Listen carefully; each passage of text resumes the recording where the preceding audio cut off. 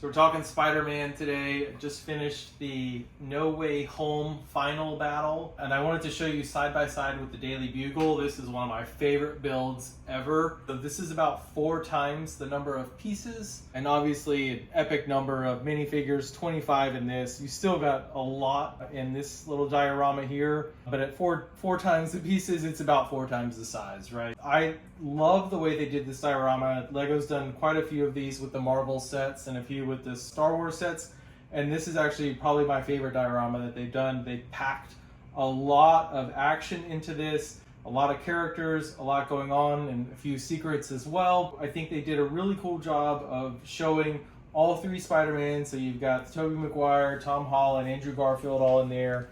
You've got MJ, you've got Ned, Doctor Strange coming in with his little circles in the background. Green Goblin's really cool. You notice he's a little different than the Green Goblin that they've got in the Daily Bugle. The electro effects are really cool. Doc Ock as well, obviously a lot different than the Doc Ock going on at the Daily Bugle. If you lift up the top of the head, they've got Sandman's hand in there. You can actually remove this and, you know, set it up however you want. You've got the little artifact down here. On the back side, you can open up the head and get Doctor Strange's home in there. It's a neat little view with another one of the time portals. Really cool job building the actual head here with all of the different pieces and the face and everything.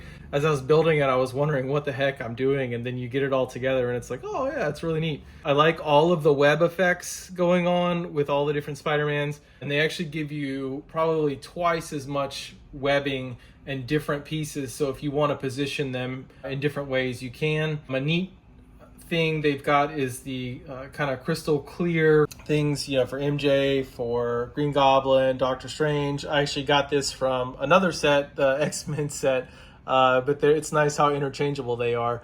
And, you know, Electro as well, to kind of show the movement. They're starting to use these in a lot more sets, so if you want to do more characters, you can obviously do that. You can also just buy a bunch of them for whatever random effects you want. They're pretty neat. I love how they created it so that you can have lots of movement with all Spider-Man. You know, that's one of his signature things, is flying around, zipping around, and they did a good job of giving lots of space within a small set to do that.